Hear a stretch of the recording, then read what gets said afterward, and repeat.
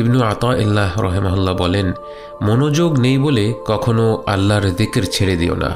জিকিরের ব্যাপারে বেখেয়াল হওয়া জিকিরের ভেতর বেখেয়াল হওয়ার চেয়ে বেশি ক্ষতিকর। সুবহানাল্লাহ। কত মানুষ জিকিরের মাধুর্য থেকে বঞ্চিত হয় কারণ তারা ভাবে শুধু ঠোঁট নেড়ে কিছু কথা উচ্চারণ করে লাভ কি যদি এতে আন্তরিকতা না থাকে। এই ব্যাপারটিকে একটি আধুনিক পার্সপেক্টিভ মনে হলেও ঠিক এই চিন্তাধারাকে উদ্দেশ্য করেই 700 বছরেরও আগে ইবনু আতাইল্লাহ রাহিমাহুল্লাহ আমাদের উপদেশ দিয়েছিলেন, ওয়াফলাতাকা আন ওয়ুজুদি যিকরিহি আশাদ্দু মিন ওয়াফলাতিকা ফি ওয়ুজুদি যিকরিহি।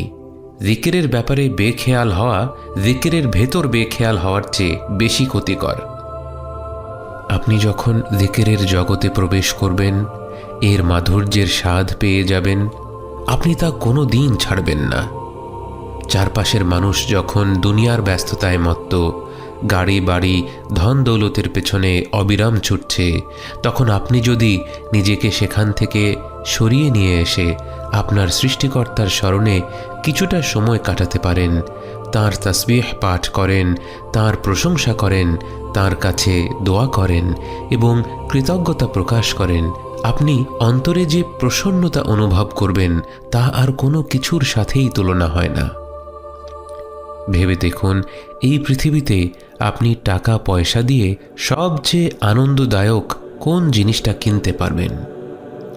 এবার কল্পনা করুন, ফজরের নামাজের পর যখন ধীরে ধীরে পূর্বাকাশে সূর্যের কোমল আভা ছড়িয়ে পড়ছে, পাখিদের কলতানে মুখরিত হয়ে উঠেছে প্রকৃতি, এক অপার্থিব স্নিগ্ধতা ছেয়ে আছে চারিপাশে, আর আপনি একাকী বসে আপনার রবকে স্মরণ করছেন।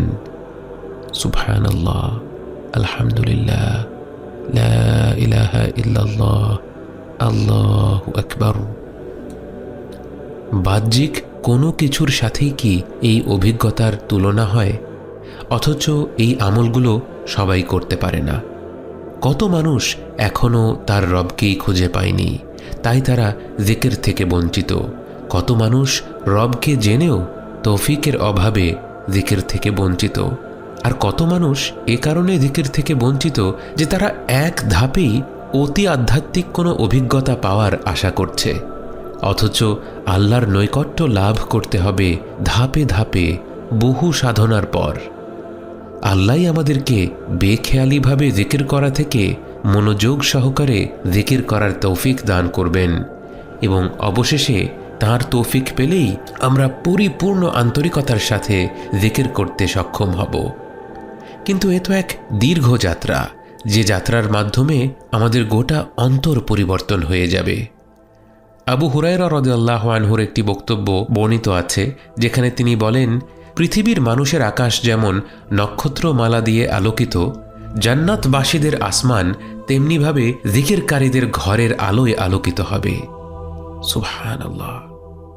ওমর বিন আবদুল্লাহ আল মাদানী রাহিমাহুল্লাহ বলেন, কিয়ামতের দিবসে যখন মানুষ প্রতিটি আমলের প্রতিদান দেখতে পাবে, তারা জিকিরের চেয়ে বেশি সওয়াব আর কোনো কিছুতে দেখতে পাবে না, এবং মানুষ তখন আফসোস করে বলবে, জিকিরের চেয়ে সহজ আর কী বা ছিল? সত্যি ভেবে দেখুন, আর কোন আমল আছে যা আপনি শুয়ে বসে দাঁড়িয়ে চলাফেরার সময় কাজের ফাঁকে সব অবস্থায় করতে পারবেন? হয়তো কাজটা এতটা সহজ বলেই আমরা অনুধাবন করতে পারছি না এর পুরস্কার কতটা বিরাট। অথচ একভাবে চিন্তা করলে আমাদের গোটা অস্তিত্বের উদ্দেশ্যই হলো জিকির, কারণ জিকির হলো আল্লাহকে স্মরণ করা, তাঁর নৈকট্য লাভ করা। বান্দার জন্য তাঁর রবের নৈকট্য লাভের চেয়ে উত্তম কাজ আর কি হতে পারে? রমাদান মাসের শেষ প্রান্তে এসে আমরা যেন দৈনিক জিকিরের একটি অভ্যাস করে তুলতে পারি, যা আমরা রমাদানের পরেও চালিয়ে যাব, আমৃত্যু চালিয়ে যাব। পবিত্র কোরআন পাঠ করা হলো শ্রেষ্ঠ জিকির, যা আমাদের প্রতিদিন অন্তত কিছুটা সময় ধরে করা উচিত। আমাদের আগের একটি ভিডিওতে আমরা সালাওয়াতের ফজিলতের কথা বলেছিলাম। সকাল এবং সন্ধ্যার জিকিরে রয়েছে অপরিসীম কল্যাণ। আমাদের জীবনের প্রতিটি মুহূর্তেই জিকিরের দরজা খোলা এবং প্রতিটি বান্দাই আমন্ত্রিত। আমাদের জীবন হলো একটি তাসবিহের মতো, এর এক একটি মুক্ত হলো আমাদের এক একটি নিঃশ্বাস। যেদিন শ্বাস ফুরিয়ে যাবে সেদিন এই জীবন শেষ হয়ে যাবে। এই সীমিত নিঃশ্বাসগুলোকে আল্লাহর যিকিরের মতো মহিমান্বিত আমলের পেছনে ব্যয় করার চেয়ে উত্তম আর কিছু কি হতে পারে?